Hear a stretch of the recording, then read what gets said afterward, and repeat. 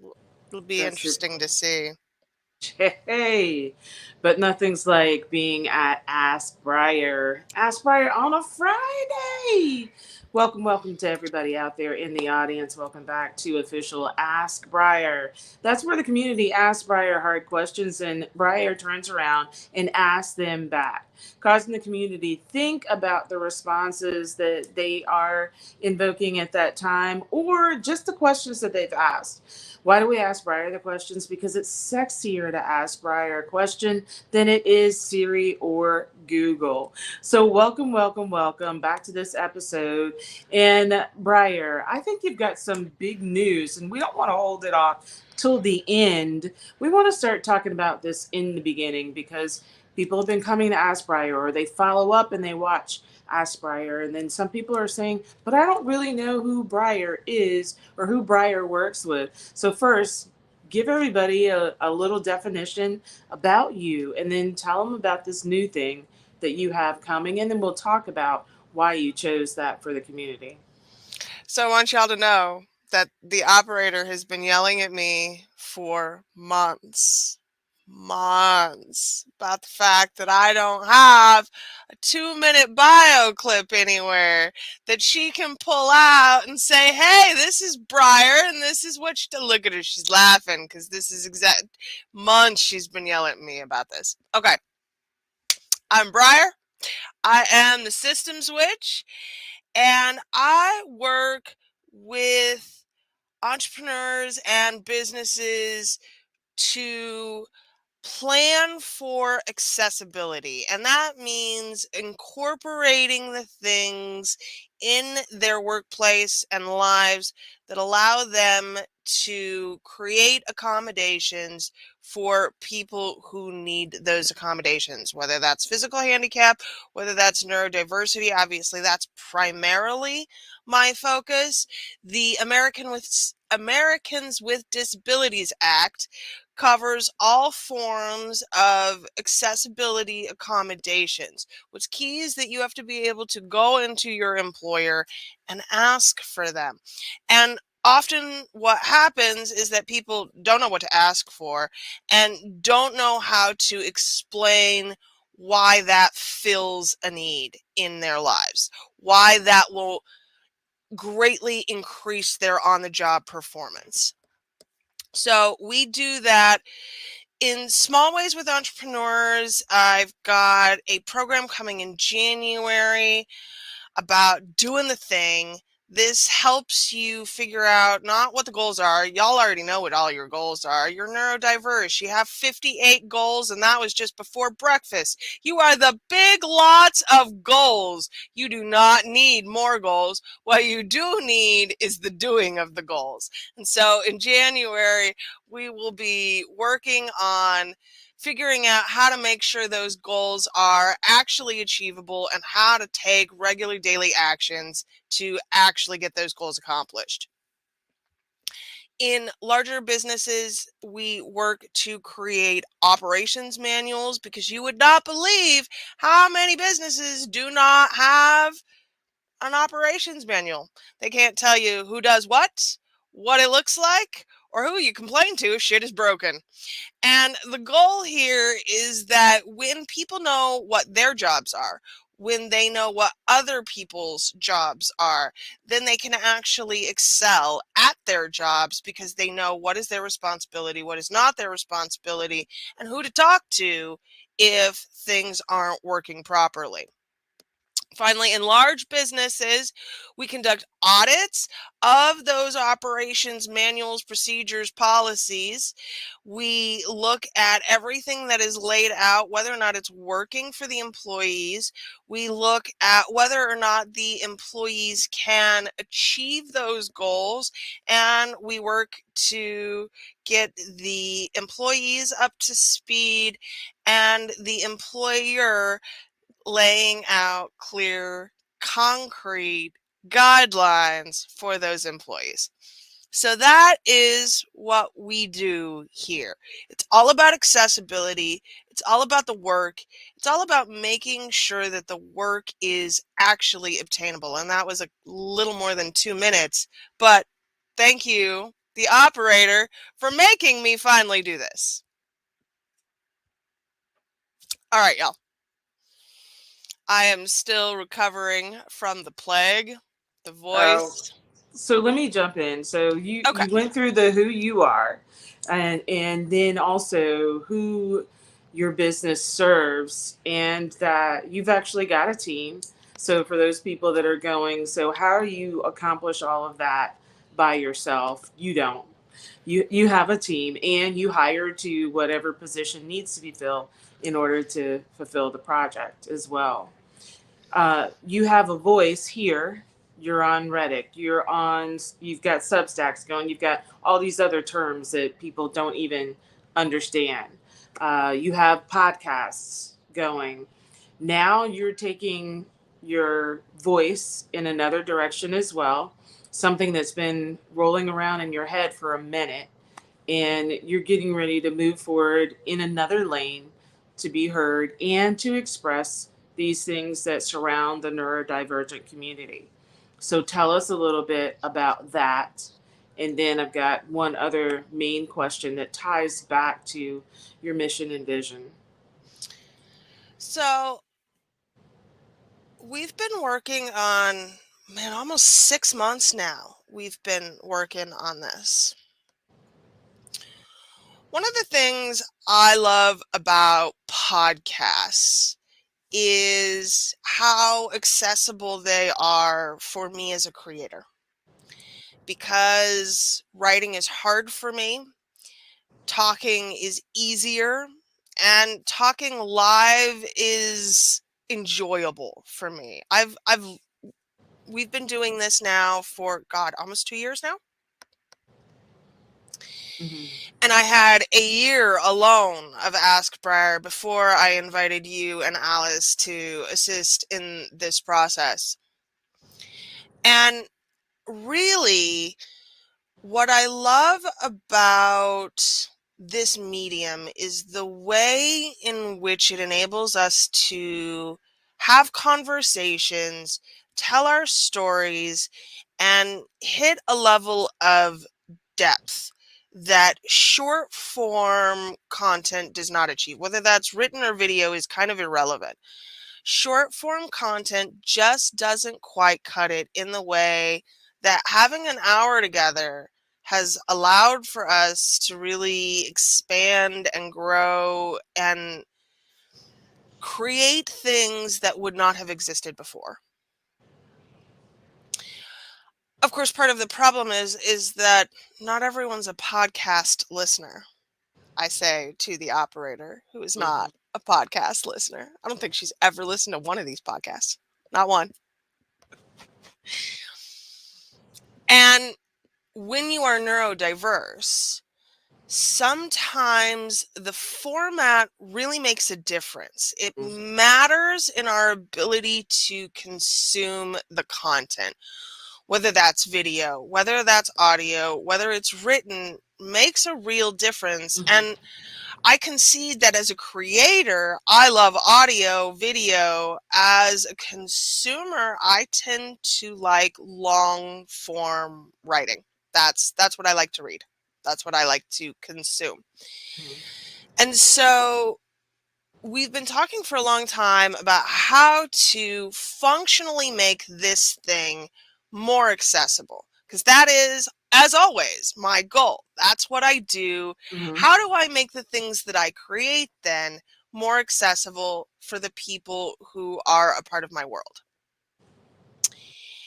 And we talked about earlier this year bringing Ask Briar back live. So that got the video component in. And we didn't have to worry about the editing, which is a real thing with live video or audio. The difference in time cost between this and a video of even 20 minutes that we were just going to throw up on YouTube because it had good content is vast. Mm-hmm. Absolutely. And it really requires a whole lot more time on the back end. So we said, okay, Well, let's bring Ask Briar live. We don't have to edit. We'll just throw it up. Right now, I'm streaming on my Facebook profile, my Facebook page. I'm streaming to LinkedIn and on YouTube Live. It'll just live there in all of these places forever after we are done with this episode, which gets us video and audio when I'm done with this and we upload it into my Anchor feed. Still doesn't get us the written content. So, with the help of some friendly technological tools, we've started including captions live and and written transcripts, which is not always perfect, especially with my voice, which is in a weird octave and doesn't always translate well, but it's better than nothing. So there we have audio, video, written transcripts. And I was like, well, this is easy. If I'm doing this for one show, why not do it for 10? Because I am nothing if not an overachiever. Which is how the Neurodiversity Media Network was born. And y'all, I'm super excited about this. We are starting early next week with my co-host Alex Watt. We are going to be, her show is called Maiden, Mother, and Wise One. And I'm so fucking excited because I get to have all of these conversations with people about all of these things that I love that meaningfully expand our worldview while not being directly related to accessibility. Although I have a show coming with the incredible Marisa Lowen about creating communities of care. No title for that one yet. And I have a show coming with the incomparable Allison Tedford Seaweed. And we're going to be talking specifically about accessibility practices, how to work them into your business, how to work them into your communities. I'm really excited about the scope of this. I'm going to have 2 podcasts with different co-hosts about neurodiversity. I've got one coming with Alice Miriam about creating connection and building communities online. I've got a bunch of people who have said, Briar, this sounds amazing. Sign me up to fill your content drudgery wheel because this is my content gristmill, y'all. Welcome to my content gristmill. The upshot, starting in January, we're going to have a minimum of 10. There's probably a couple more still in the works being finalized. New shows a month, which is pretty much a new episode Monday through Friday, every day of the week. They'll all be about an hour long. And then on Fridays, after Ask Briar, I'll be recording a short mini snippet of all of the content from the week. And you can get that in the Substack, which I will drop the link for. It's not quite ready yet.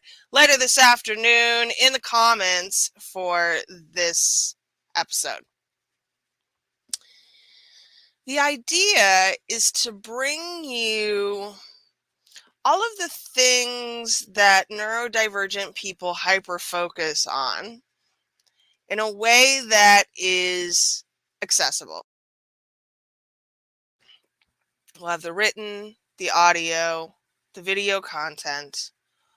I'll have the short form information clip so you can just go to the episode that week that actually does interest you and just grab that. They'll all be uploaded as podcast streams, so you'll be able to get them wherever you listen to podcasts. And eventually there'll be some form of short form content and written content that is a companion to this for my co-hosts so that they have something that actually highlights and showcases their work, because ultimately that's what this is about for me. I wanted to be able to do something that was fun for me and also beneficial for my co-hosts and getting their work out into the world. Podcasts are just my side gig. They are. They absolutely are. And I'm grateful for that, because I know that before we started interacting and doing the Ask Briar over on Green Room, that I had podcasts and I had recorded for 3 separate podcasts. Some of the things are still around the information and others are not, but I never really executed. Got one going on Spreaker, got one going on Anchor, and then never really followed through because not a lot of guidance and not a lot of examples. Most of the podcasts I had heard about before were all male driven. They were, all male podcasters. And so I felt like, okay, going to this as a female, what am I going to talk about? What are people going to want to listen to? And then the things that they do, then I'm like, I don't want to talk about those all the time, though. How do you create that consistency of finding a theme? I want to take it back to, as we were talking and have been talking in the background, and sometimes it's hearing you talk to other people in conversations. Uh, we know that you focus on neurodivergency and that you also have love for diversity, inclusion, equity. But what you've made sure that you're doing to separate yourself out is the accessibility, which is taking you to the acronym of IDEA instead of DEI.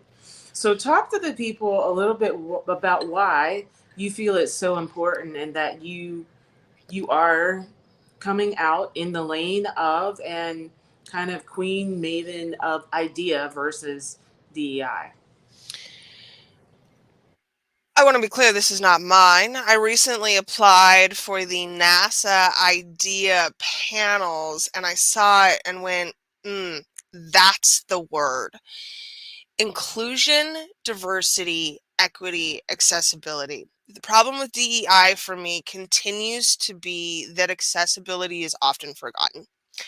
When we do DEI audits, I am frequently looking for things that accommodate people in wheelchairs, that accommodate people who are neurodiverse, that make accommodations for people with chronic physical disabilities. They don't exist.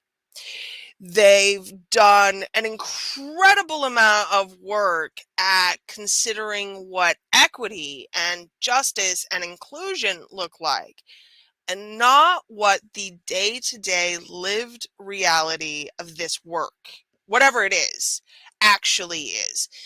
The thing about accessibility is that it really, for one thing, again, required by law, the ADA has very clear guidelines around accessibility, around what is required for a company greater than 50. Small businesses, though, get under that because they are not required to maintain standards if they can cause a problem for the business when it comes to producing a profit. Because, of course, we live in the United States of America, and profit is the thing that we care about most, which really leaves a significant portion of our workforce out in the cold when it comes to personal accommodations, much less things like being able to take time off for maternity or paternity leave, being able to be a caregiver for someone else. None of this stuff is included for companies under 50. And we have to really consider then what that looks like for us as business owners and entrepreneurs, the space I work in is filled with people who really do seem committed to justice, who seem like they are committed to the ideas of inclusion,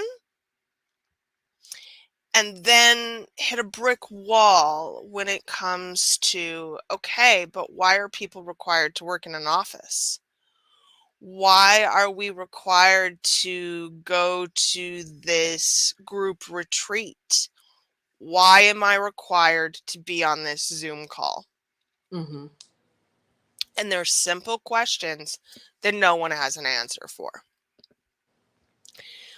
So accessibility then has really become the underlying theme of not just the work that I do with individuals and with companies, but also in the stories that I am telling to people, the conversations that we are having.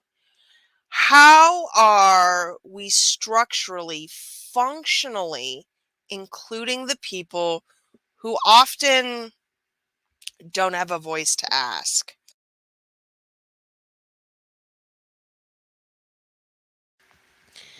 I think one of the places where we have to be most careful is to assume an intent, whether it's positive or negative.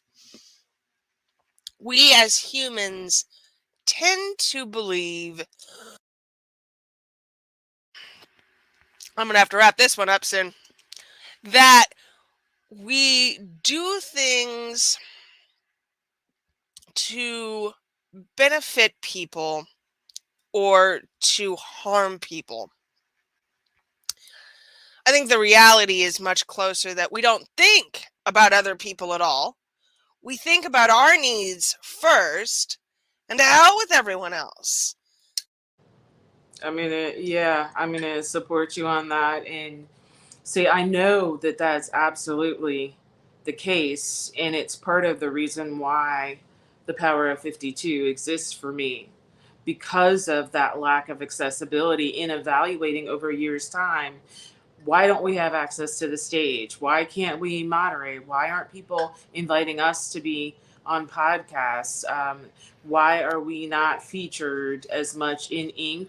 or Entrepreneur or any of the other publications if it's not because it's a separation out because you're female or because of, so you can't excel and be the best of the best. You are the best of the exception. And so you then have to be an exceptional exception in order to get any kind of recognition. But the things that we do from day to day should be acknowledged, and we should have access to the resources to be able to do more or to just be heard, a standard platform to be able to be heard on. And that's not happening, or when it does happen, it's because somebody like me, somebody like you, has gone before and said, hey, y'all need to open some of these doors up, because there's some people outside waiting that are qualified, that are better qualified, that have been in this industry for a while, but they're being overlooked because of their name seemingly culturally different than those that currently work where, yet not where they come from. So a lot of those things, and of course you've thrown more fuel on it. You held some microscopes up and magnifying glasses and to look at some things, and I think that's the big difference in how you set things apart, because it's not just to come on and answer questions or talk about the scenario. It's to ask people, like, so what's your part in the solution? It's, if we don't make any changes, it will remain like this. So So, how what do we steps are we fix it? taking? Yeah. Ultimately, accessibility, like inclusion, diversity, equity, it's choice. It's an active choice that you as a business or a business owner make to accommodate individuals with different abilities than you yourself have? The benefit to doing so cannot be understated. Uh, Including people who see the world in a different way, bring innovation, bring new concepts, ideas, ways of being and doing that Mm-hmm. did not exist Mm-hmm. before. And in order to make that work, we have to actively cultivate that accessibility in our companies, in our lives, and in the world. And that's what I hope we do with the Neurodiversity Media Network. So, officially, we start in January. Unofficially, we start next week with one show. The whole ball will be rolling in January. I'm super excited. If you have questions, please leave them in the comments. If you are interested in potentially co hosting a podcast with me, let me know. I have a form. I know, but I have a form. And in the meantime, we will be back every Friday in January. Same time, same bat channel to talk very specifically about the things that are coming up in your life and how to make them more accessible for you. Well, it's definitely been a pleasure, and good to know that you're still riding it out through the rest of the year because there's still work to be done. And so many people have moved their mindset into 2023, but they have no They've written off a intentions. whole month then. Yeah, no intentions for the rest of 2022 when that's where the momentum needs to happen. That's when the habits need to be established. That's when you need to be reflecting on what went right this past year and what were the lessons that I need to learn from, and setting those expectations and reaching out to coaches, strategists, whoever you need to get those broken pieces, missing pieces in place so that you can show up as a whole in your personal life and your professional life for 2023. And I leave you with this very common saying. When was the best time to plant a tree? 20 years ago. When's the second best time to plant a tree? Today, right now. If we're always focused on what the future looks like, we forget to do the work here and now. Mm-hmm. And there is no change but the small change that we make here together. Yep. So you've been here for another episode of Ask Briar. It's where we ask Briar the hard questions, then she turns around and does just what she just did. She asks us some hard questions, and those questions involve what are the change you are going to consider making to make a change in our community. And so thank you so much, Briar, for showing up and showing out and for sharing yourself with others and your wisdom as well as your heart centered, and I'd say laughter filled social media platforms, including Facebook. So if you're not following her on Facebook, actually Facebook and Instagram, make sure to follow her because it's not just about these critical thinking questions, but it's also about living life and living life to your fullest. And that includes being happy and laughter. So thank you so much. Thank you all. You have an amazing rest of your year, and we will be back and ready to go. Have a good one. Woohoo!